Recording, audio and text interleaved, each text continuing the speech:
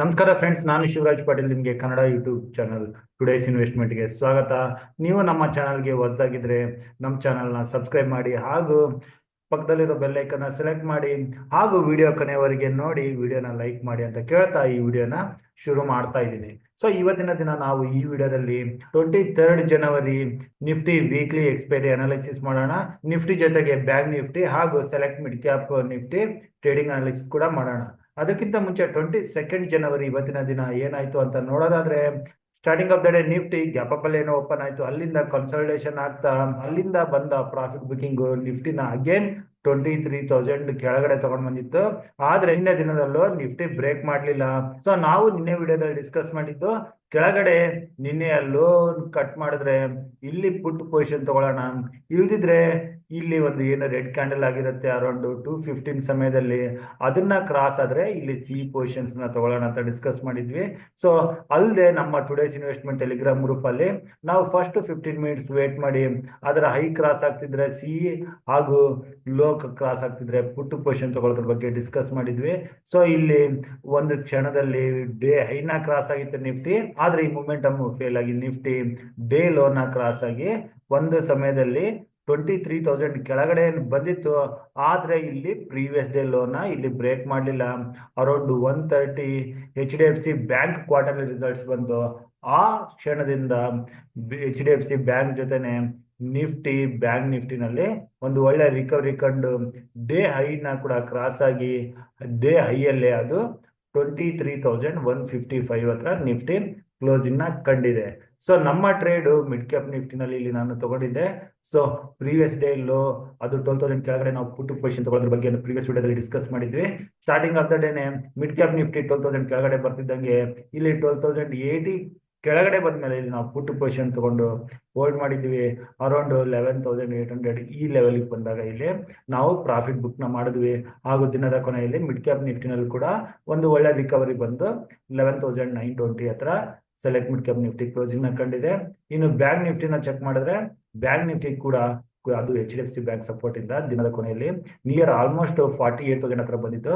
ಇಲ್ಲಿಂದ around 700 points recovery ಕಂಡು 48,766 ಹತ್ರ ಕ್ಲೋಸಿಂಗ್ ನ ಈಗ ಕಂಡಿದೆ. ಸೊ ಇನ್ನು ನಾವು 23 ಜನವರಿಗೆ ಪೊಸಿಷನ್ ತಗೊಳ್ಳೋಕ್ಕಿಂತ ಮುಂಚೆ ಇಂಪಾರ್ಟೆಂಟ್ ಪ್ಯಾರಾಮೀಟರ್ಸ್ ಗಳನ್ನ ಕ್ವಿಕ್ ಆಗಿ ನೋಡೋದಾದ್ರೆ, ಇಂಡಿಯಾ ವಾಲಟಿಲಿಟಿ ಇಂಡೆಕ್ಸ್ ಗೆ ಬರೋಣ ಮುಂಚೆ. ಇಂಡಿಯಾ ವಾಲಟಿಲಿಟಿ ಇಂಡೆಕ್ಸ್ ಇದು ಈಗ 16.77 ಹತ್ರ ಇದೆ. 15 ಮೇಲೆ ಇರೋವರೆಗೂ ಅದು ಆಕ್ಚುಲಿ ನೆಗೆಟಿವ್ ಅಂತಾನೆ ತಗೋಣ, ಆದ್ರೆ ಕೂಡ ಇದು ಸ್ವಲ್ಪ ಕಡಿಮೆ ಆಗಿದೆ. 17 ಮೇಲೆ ಎಲ್ಲ ಹೋಗಿದ್ದು ಕಡಿಮೆ ಆಗಿದೆ. ಇದೇನಾದ್ರೂ 15 ಕೆಳಗಡೆ ಬಂದ್ರೆ ಪಾಸಿಟಿವ್ ಆಗೋ ಚಾನ್ಸಸ್ ಇರುತ್ತೆ. ಆದ್ರೆ ಇನ್ನು ಕೆಲವೇ ದಿನಗಳಲ್ಲಿ ಅದು ಫೆಬ್ರವರಿ 1 ಯೂನಿಯನ್ ಬಜೆಟ್ ಬರೋದಿದೆ. ಹಾಗಾಗಿ ವಿಕ್ಸ್ ಇನ್ನು ಕಡಿಮೆ ಆಗುತ್ತಾ ಅಥವಾ ವಾಲಟಿಲಿಟಿನಲ್ಲಿ ಇನ್ನೂ ಹೆಚ್ಚಾಗುತ್ತೆ ಅಂತ ಕಾದು ನೋಡ್ಬೇಕಾಗುತ್ತೆ. ಸೊ ಕೆಲವು ಅನಲಿಸ್ಟ್ ಹೇಳ್ತಿದ್ದಾರೆ ಇಂಡಿಯಾ ವಾಲಟಿಲಿಟಿ ಇಂಡೆಕ್ಸ್ ಬಜೆಟ್ ವರೆಗೆ 20+ ಕೂಡ ಹೋಗೋ ಚಾನ್ಸಸ್ ಇದೆ ಅಂತ ಹೇಳ್ತಾ ಇದ್ದಾರೆ. ಸೊ ಅದು ಯಾವ ರೀತಿ ಮೂಮೆಂಟಮ್ ಬರುತ್ತೆ ಅಂತ ನಾವು ಕಾದು ನೋಡ್ಬೇಕಾಗಿದೆ. ಸೊ ಸದ್ಯಕ್ಕೆ ಮಾತ್ರ ಇದನ್ನ ನಾನು ನ್ಯೂಟ್ರಲ್ ಅಂತ ತಗೋತಾ ಇದ್ದೀನಿ. ಆಕ್ಚುಲಿ ನೆಗೆಟಿವ್ ಆಗುತ್ತೆ, ಆದ್ರೆ ಇವತ್ತಿನ ದಿನ ಸ್ವಲ್ಪ ಹೈಯರ್ ಲೆವೆಲ್ ಇಂದ ಕಡಿಮೆ ಬಂದಿದ್ದಕ್ಕೆ ಇದನ್ನ ನಾನು ನ್ಯೂಟ್ರಲ್ ಅಂತ ತಗೋತಾ ಇದ್ದೀನಿ. ಇನ್ನು US dollar index higher level ಇಂದ ಒಳ್ಳೆ ರೀತಿ ಕಡಿಮೆ ಆಗ್ತಾ ಇದೆ. ಈಗ 107ಗೆ ಬಂದಿದೆ. So US 10-year bond rate ಕೂಡ ಹೈಯರ್ ಲೆವೆಲ್ ಇಂದ ಕಡಿಮೆ ಇದೆ. ನ್ಯೂಟ್ರಲ್ ಅಂತ ತಗೋತೀನಿ, ಇದಕ್ಕೆ ನಿನ್ನಕ್ಕಿಂತ ಹೈಯರ್ ಇದೆ. ಇನ್ನು ನಮ್ಮ India rupee value against US dollar ಇದು ಕೂಡ ಸ್ವಲ್ಪ ಕೂಲ್ ಆಗ್ತಾ ಇದೆ. 86.3 ಹತ್ರ ಬಂದಿದೆ. ಇದು ಆಕ್ಚುಲಿ ಪಾಸಿಟಿವ್ ಆಗಿ ಕಾಣಿಸ್ತಾ ಇದೆ ಇಂಡಿಯನ್ ಈಕ್ವಿಟಿ ಮಾರ್ಕೆಟ್ಗೆ. ಸದ್ಯಕ್ಕೆ ನಮ್ಮ ಪ್ಯಾರಾಮೀಟರ್ಸ್ ಗಳ ಕಡೆಯಿಂದ ನ್ಯೂಟ್ರಲ್ ಸೆಂಟಿಮೆಂಟ್ ಸಿಗ್ತಾ ಇದೆ. ಇನ್ನು US ಕಡೆಯಿಂದ ನಾವು ಚೆಕ್ ಮಾಡಿದ್ರೆ ಇದು US ಮಾರ್ಕೆಟ್ ಕಡೆಯಿಂದ ಕೂಡ ಸದ್ಯಕ್ಕೆ ಪಾಸಿಟಿವ್ ಸೆಂಟಿಮೆಂಟ್ ಇಲ್ಲಿ ಕಾಣಿಸ್ತಾ ಇದಾವೆ. ಇನ್ನು ನಾವು ನಿಫ್ಟಿ ಆಪ್ಷನ್ ಚೈನ್ ಈಗ ಕ್ವಿಕ್ ಆಗಿ ಚೆಕ್ ಮಾಡಿದ್ರೆ, Nifty total open interest put side ಅಲ್ಲಿ 17 lakhs, ಕಾಲ್ ಸೈಡ್ ಅಲ್ಲಿ 21 lakhs ಇನ್ನು ಬಿಯರಿಶ್ ಆಗಿದೆ ಅಂತ ಹೇಳ್ಬೋದು. ಹಾಗೂ ಇನ್ನು ಚೇಂಜ್ ಇನ್ ಓಪನ್ ಇಂಟ್ರೆಸ್ಟ್ ಅಲ್ಲಿ ಇಲ್ಲಿ ನಾವು ನೋಡ್ತಾ ಬಂದ್ರೆ ಇಲ್ಲಿ 5,000 ಓಪನ್ ಇಂಟ್ರೆಸ್ಟ್ ಕಡಿಮೆ ಆಗಿರೋದು 23,000 ಸ್ಟ್ರೈಕ್ ಪ್ರೈಸ್ ಹತ್ರ. ಸೊ 23,000 ಮೇಜರ್ ಸಪೋರ್ಟ್ ಆಗೋ ಚಾನ್ಸಸ್ ಹೆಚ್ಚಾಗಿರುತ್ತೆ. ಸೊ 23,000 ಮೇಲೆ ಇರೋವರೆಗೂ ನಾವು ನಿಫ್ಟಿನ ಪಾಸಿಟಿವ್ ಆಗಿ ಕನ್ಸಿಡರ್ ಮಾಡೋಣ.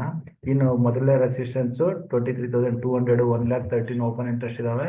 ಅಲ್ಲಿಂದ ನೆಕ್ಸ್ಟ್ 100 ಪಾಯಿಂಟ್ಸ್ಗೆ 23,300 ಹತ್ರ 125 ಓಪನ್ ಇಂಟ್ರೆಸ್ಟ್, 1,25,000 ಓಪನ್ ಇಂಟ್ರೆಸ್ಟ್. ಅಲ್ಲಿಂದ ಡೈರೆಕ್ಟ್ ಆಗಿ 23,500 ಸ್ಟ್ರೈಕ್ ಪ್ರೈಸ್ ಹತ್ರ 1,50,000 ಓಪನ್ ಇಂಟ್ರೆಸ್ಟ್ ಇದಾವೆ. ಸೊ 23,300 ವರೆಗೆ ರೆಸಿಸ್ಟೆನ್ಸ್ ಇರುತ್ತೆ. 23,300 ಕ್ರಾಸ್ ಆಗ್ತಿದ್ದಂಗೆ ಡೈರೆಕ್ಟ್ ಆಗಿ ಟುವರ್ಡ್ಸ್ 23,500 ಹೋಗೋ ಚಾನ್ಸಸ್ ಇರುತ್ತೆ.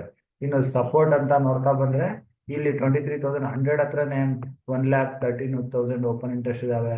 ಹಾಗೂ 23,000 ಹತ್ರ 1,51,000 ಓಪನ್ ಇಂಟ್ರೆಸ್ಟ್. ಸೊ 23,100 ಹಾಗೂ 23,002 ಸಪೋರ್ಟ್ ಆಗಿ ನಮಗೆ ಈಗ ನಿಫ್ಟಿನಲ್ಲಿ ಕಾಣಿಸ್ತಾ ಇದ್ದಾವೆ. ಸೊ ಇದನ್ನ ಇಟ್ಕೊಂಡು ನಾವು ನಿಫ್ಟಿನಲ್ಲಿ ಯಾವ ರೀತಿ ಟ್ರೇಡ್ ಮಾಡಬಹುದು ಅಂತ ಇಲ್ಲಿ ನೋಡೋದಾದ್ರೆ, ನಾವು ಪುಟ್ ಪೊಸಿಷನ್ಸ್ ಮಾತ್ರ 23,000 ಕೆಳಗಡೆನೆ, ಅದು ನಾವು ಈಗ ಇಲ್ಲಿ ಮಾರ್ಕ್ ಮಾಡ್ಕೊಳ್ಳೋಣ. ನಿಫ್ಟಿ 22,980 ಕೆಳಗಡೆ ಬಂದ್ರೆ ಇಲ್ಲಿ ಪುಟ್ ಪೊಸಿಷನ್ಸ್ ನ ಟ್ರೈ ಮಾಡಬಹುದು. 23,050 ಆ ರೌಂಡ್ ಅಲ್ಲಿ ಸ್ಟಾಪ್ ಲಾಸ್ ನ ಪ್ಲಾನ್ ಮಾಡೋದು. ಇಲ್ಲಂದ್ರೆ ನಾವು ಯಾವುದೇ ಪುಟ್ ಅನ್ನ ನಾವು ಟ್ರೈ ಮಾಡಲ್ಲ. ಇನ್ನು ಕಾಲ್ ಪೊಸಿಷನ್ ತಗೋಬೇಕು ಅಂತಂದ್ರೆ ಇಲ್ಲಿ ನಾವು ಮಾರ್ಕ್ ಮಾಡ್ಕೊಂಡು 23,200 ಮೇಲೆ ಸಿ ಪೊಸಿಷನ್ಸ್ ನ ಟ್ರೈ ಮಾಡ್ಬೋದು. ಮೊದಲನೇ ರೆಸಿಸ್ಟ್ ಟಾರ್ಗೆಟ್ 23,300 ಆಗಿರುತ್ತೆ. ಸೊ ಅದಾದ್ಮೇಲೆ ಮೇಲೆ ಟ್ರೇಡ್ ಆಗಿ ಶುರು ಆದ್ರೆ 23,450 ಇಂದ 500 ಲೆವೆಲ್ ನ ನಾವು ಎಕ್ಸ್ಪೆಕ್ಟ್ ಮಾಡಬಹುದು.